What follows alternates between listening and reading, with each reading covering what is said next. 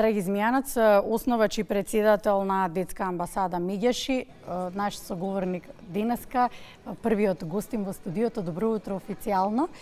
Се чини дека денешниот ден како постојано со исти прашања, со исти разговори го посветуваме на темата. Не сакам да биде тоа така. Се обидов да малку повеќе да прочитам на темата, иако секојдневно сведочиме на злоупотреба на детскиот труд, и по информациите кои што можев да ги најдам, е дека бројките се секоја година пострашни, идат во нагорна линија. И ајде да почнеме со тоа дека што всушност представува денешниот ден, светскиот ден за борба против злоупотреба на детскиот труд. Благодарам за поканата.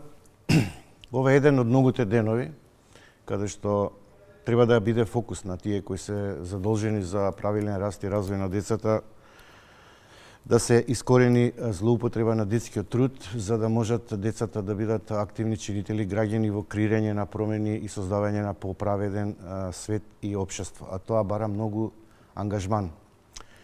Пред се од институциите, потоа семејството, потесно и пошироко, граѓанските организации, вклучително и медиумите.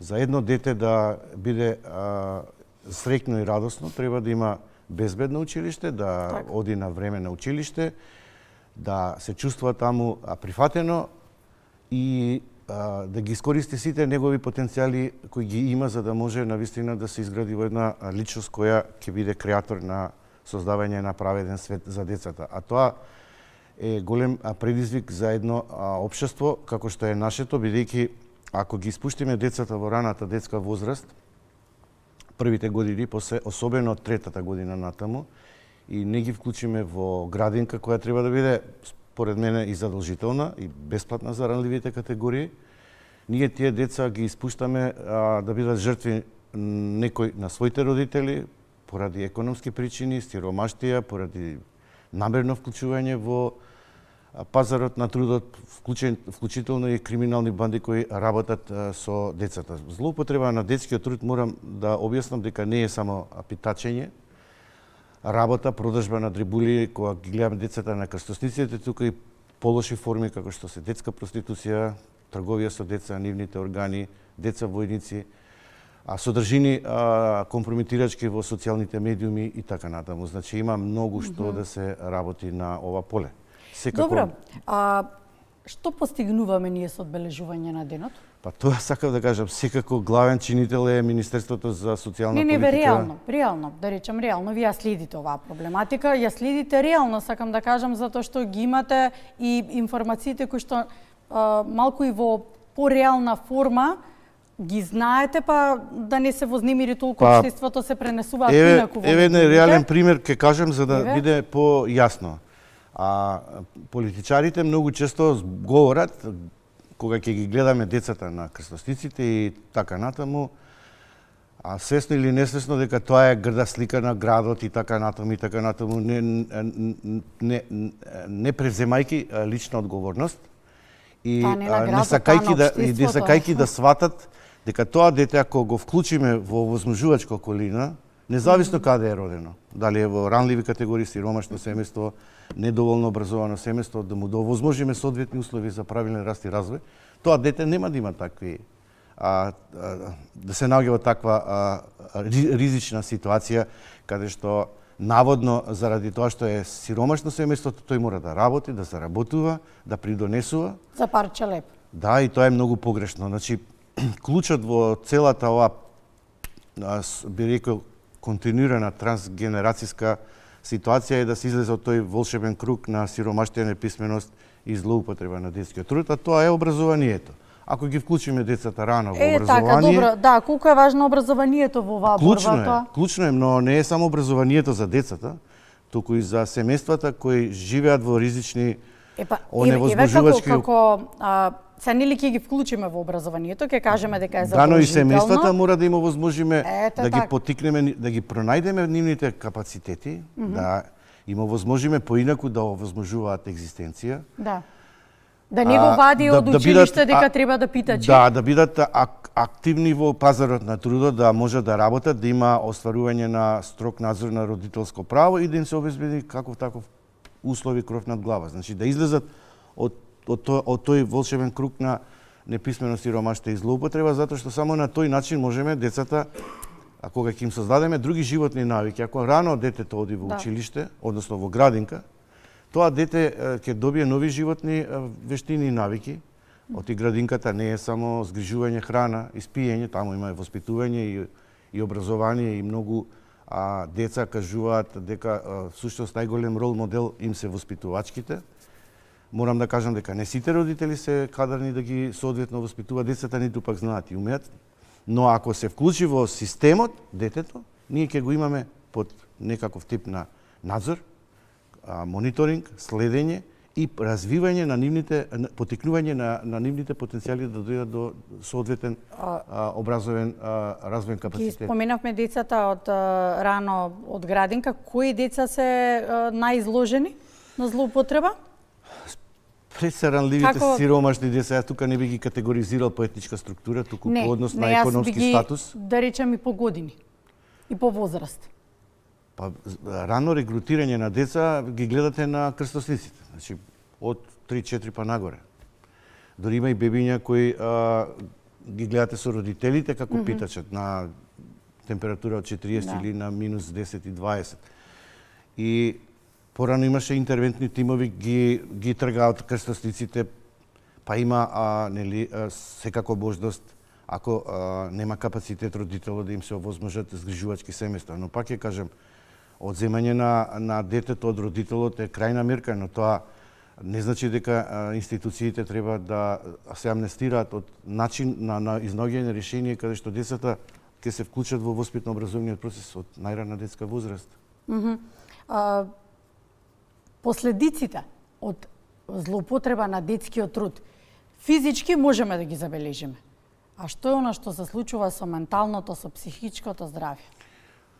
Па со самото тоа што се изложени на таков тип на, би рекол, принудна работа, тука дури има и сезонски работници, посебно, иако децата кои одат и на училиште ги принудуваат кога е сезонска работа да работат.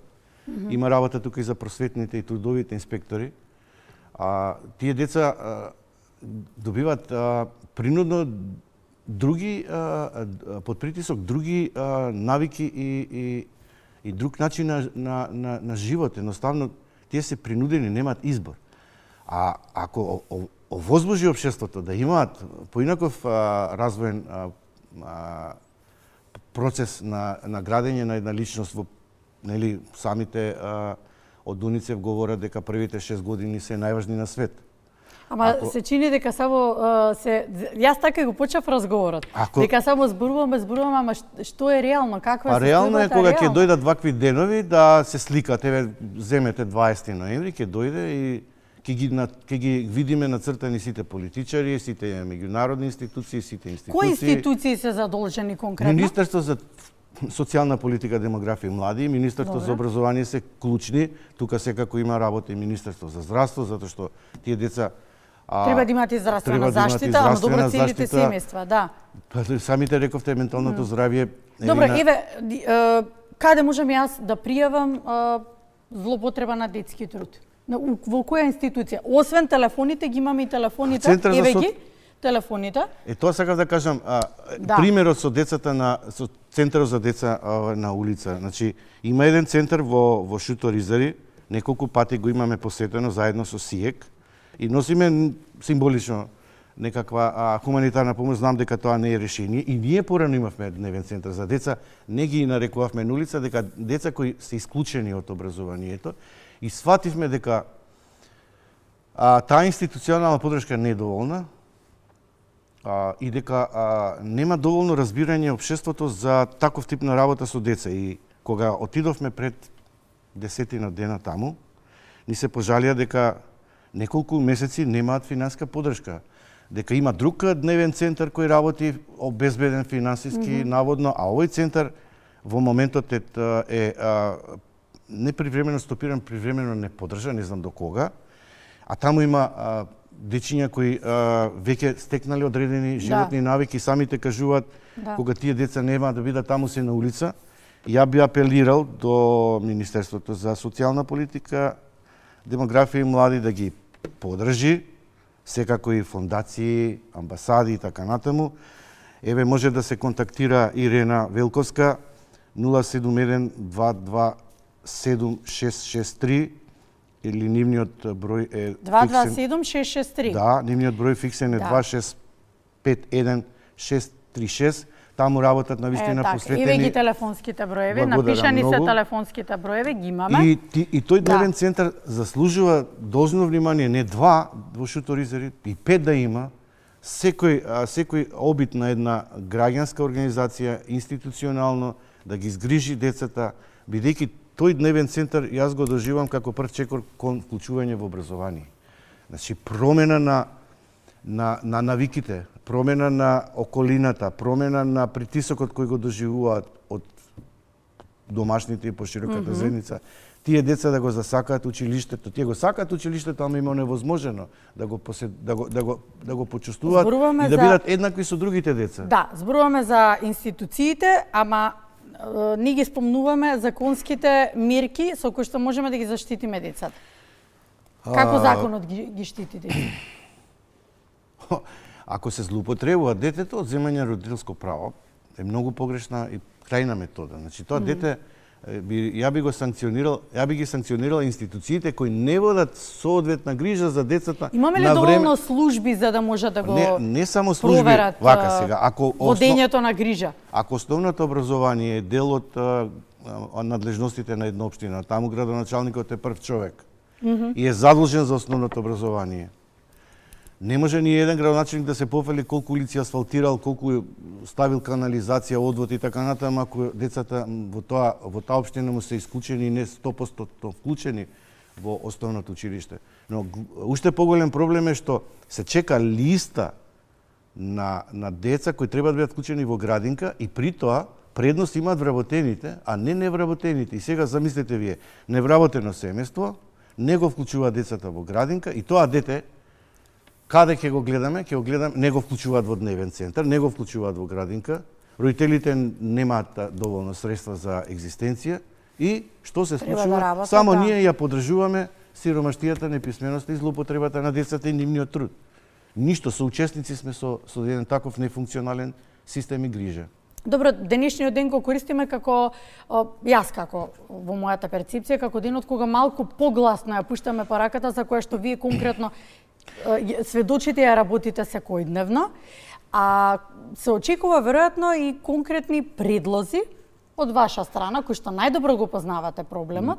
Многу добро ме водиш од тој дел каде што јас веќе размислувам како може да извршиме притисок над државата, која има ратификувано не само ИЛО конвенцијата 182 против спречување на нашите форми на детски труд и самата конвенција за правата на детето и факултативните протоколи. Имаме ние механизми, а тие е да коалицијата за правата, македонската коалиција за правата на децата, каде што првата детска амбасада во Светот Мегеши ја координира на некој начин и доставува алтернативен извештај, така наречен извештај во сенка до Комитетот за правата на детето. Дури имаме чекор напред, 2 извештаја имаме доставено, подготвено од страна на деца, каде што нивниот поглед за состојбата е нотирана, забележена и доставена до комитетот. И самите деца го образложуваат, во првиот случај беше во живо во Женева, во вториот случај онлайн за време на ковидот, и комитетот има веќе јасна слика, добиена од граѓански сектор, од деца и од институциите. Институциите најчесто сакаат да дадат позитивна слика, ние даваме критична слика. Сега не знам колку е објективна, ама критична, посебно критична затоа што имаме индикатори од кај црпиме податоци. Само да ви докажам, нашиот Ало Бушавко е многу индикативен, тој работи 24/7, работи 32 години. Ни една институција нема 24/7 отворена линија како што е Ало Бушавко 390632070, кој треба да го хармонизираме наскоро со 111 и да биде вклучен во европската мрежа. Се надевам дека со АЕК ќе го направиме тоа наскоро. И тој нас ни служи не само како директна поддршка и помош на децата, каде што ние разговараме, ги насочуваме, слушаме, не даваме готови решени и совети најчесто. И тие ни се нас индикатори како ние да го скроиме кон комитетот вистинските потреби, да од таму ги адресираат кон државата со одредени препораки. Но она што загрижува, што и во претходниот и во последниот извештај нашите препораки се скоро слични. Скоро исти, да не кажам идентични. Тоа значи нема подобрување. Нема го отворивме подобрување. разговорот. Ако нема подобрување, тоа значи државата на децата не им се фокус. Декларативно да, во нивните изборни програми, но содржински и суштински не.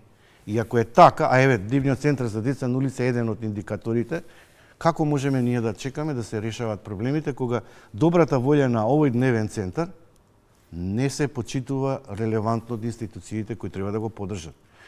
Граѓаните помагаат колку можат, но таков тип на работа треба да биде поддржана институционално.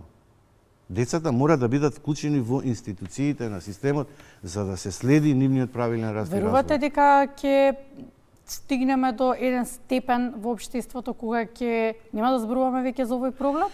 Ќе ни се случи тоа да не забележуваме злоупотреба на детскиот труд? Може да се случи ако се превземе лична одговорност или ако некој се санкционира за некоректно, несоодветно постапување и работа со оваа категорија на деца. Значи, тука има многу работа. Има работа и Центар социјална работа, има работа и сручните служби, имаат работа и министерствата и секако родителите, но ќе кажам, не можеме целиот товар да го ставиме на секако на грбот на родителите, затоа што и тие се некогаш ставени во ситуација на неизвестност и несигурност како да обстојат и како да преживеат. Драги Змијанас, благодарам за разговорот денеска. Благодарам, верувам дека денеска ве чека работа, активности. Посакам да имате убав ден. Благодарам за поканата.